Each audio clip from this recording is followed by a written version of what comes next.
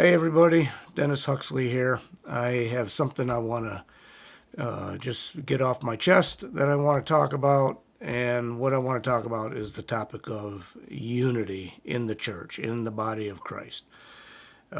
It seems to, I have heard more people talking about this recently. And it's one of those topics that, in the life of the church or the body of Christ, there are a number of topics, or any number of topics, that come up from time to time, and people talk about them for a while, and then they kind of pass, and then, sometime later on, it'll come up again, and people will talk about it, and then it'll pass. Unity is one of those, and it seems to be, at least in my sphere, people are talking about unity. And I've actually wanted to teach on this or talk about it for a very long time, many many years. And lately, I've been wanting to make this video, so here I am making it.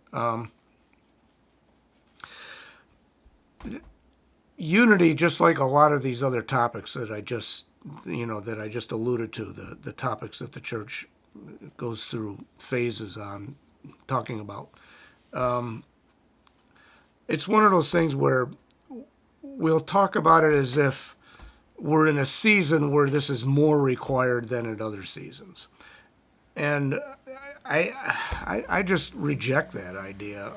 Unity, like a lot of other kingdom principles, is something that's always required all the time. Certainly, I can understand it, and as warfare wanes and waxes, it might be more crucial at some times than other times, but it's something that we should have been doing all along, and frankly, something that happens constantly in the churches. The topic will come up, they'll talk about it, it'll be preached from the pulpit, but nothing is ever done about it. It's usually these things aren't defined. They're never. It's never suggested how we might attain unity. It's just left hanging in the air as if the congregation is going to take it and run with it. We're going to have unity, which never happens. It doesn't happen with this topic. It doesn't happen with other topics either.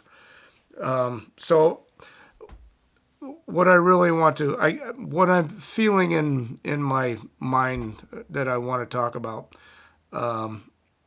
is what unity is not. And unity is not the members of, say, a congregation just not arguing about anything, just getting along, just all agreeing no matter what's going on. We're just going to agree for the sake of unity. And that doesn't work. That's not unity. That is, I don't know what you call it, acquiescence, maybe? It's not unity. And you're never going to have unity like that. We have this mindset in the church that if there's any sort of conflict, that doesn't reflect the kingdom, and we have to cut it off. And I've been in situations with other believers where you begin to have say an argument, and I happen to think that argument done correctly is very healthy. But most of the church can't handle any argument. They don't want any argument. And the minute there is any argument, they cut it off and they act as if you've done something that is not godly. And I reject that absolutely. So, okay, so I guess I described what unity is not, and maybe nothing more needs to be said about that. But let me tell you something that I believe is prophetic.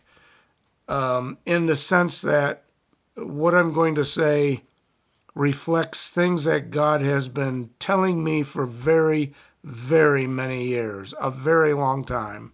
And I know it was God saying it because he confirmed it in ways that I couldn't deny, regarding the church, the body of Christ, what we call the church, the institutional church, the institution that we attend every Sunday, that we call church. And so let me just say it straight out. You are never going to have unity under the present institutional church model. And this very specific thing that I'm speaking of is the idea of a very, very select few who speak from the pulpit while everybody else sits in a chair and just listens. And there's no opportunity to cross-examine or challenge or debate or even question. It's not allowed. You don't do that in church. And this is something about church that absolutely drives me crazy, to the point where week after week, it's like, I really don't want to be here because this does not reflect the kingdom. The church was never intended to be a two-class system. And that's what we have. We have a two-class system. You got the clergy class, you got the laity class. You've got the entertainer class, you've got the audience class. You've got the professional class and the laity, the amateurs. And by the way, if you're an amateur, don't try to impose any of your thoughts on the professionals because they don't like that. They get offended. Anyway, enough on that. But what I would love to drive home is that model has to be abandoned. I have been saying for 20 years, 20 years? Yeah, definitely 20 years, that the sermon is the most stultifying, what do you want to call it? A stunting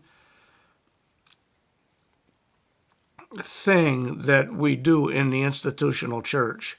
It's what keeps people from growing. It's what keeps people from going out and doing. You know, Jesus in Matthew 28:19, he said, go. But most of the church isn't going. And most of the church is really not doing anything that's reflective of the kingdom. And only one of the reasons for that. Well, let me reiterate. There's two reasons. One is the two-class system, and the other is the practice of the sermon. And I've had people say to me, "Well, I enjoy the sermon." Well, there's a lot of things that we enjoy that aren't necessarily helpful. You know, and Paul said, "All things are lawful, but not all things are expedient." And I believe the sermon is one of them. So one thing that I've asked God for, and I'm asking God for it now, and more fervently, is what I want to see is gatherings of people who gather in order to discuss, not to listen to a teaching, not to have a sermon, but to sit around and discuss and to share opinions and to question and to examine these things. And my personal opinion is, I don't think it's my personal opinion. I think it's prophetic. You will never have unity outside of that model. Now, let me just touch quickly, because I know people will wonder, well, what do you do if you have 1,000 members in your church? You can't do that. Well, for that matter, what do you do if you have 100 members in your church? You can't do that either. If you have more than a couple of dozen people in your church, then my opinion is the main thrust of the church needs to be small groups. We have a lot of large churches that have small groups, and I think that's great.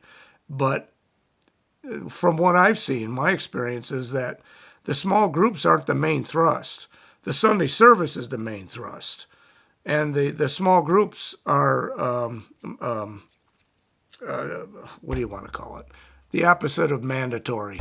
They're optional. The small groups are optional. And I personally believe that the Sunday service with everybody together needs to be optional, and the small groups need to be, I wouldn't say mandatory because I don't like rules, but that needs to be the main thrust. The leadership needs to ensure that the people are somehow engaged in a small group, because that's where the real growth is going to take place. That's where yeah, that's where the real growth is going to take place. That's how people are going to mature. That's how people are going to be inspired to go out and do. That's where people are going to get together and say, hey, why don't we go do this? Jesus said to do this. Why don't we go do it? That's where that kind of thing happens. It happens in small groups. So, anyway, I guess that's really all I wanted to say about this. I'd love to hear your thoughts. Please like and subscribe and share and, do all that stuff.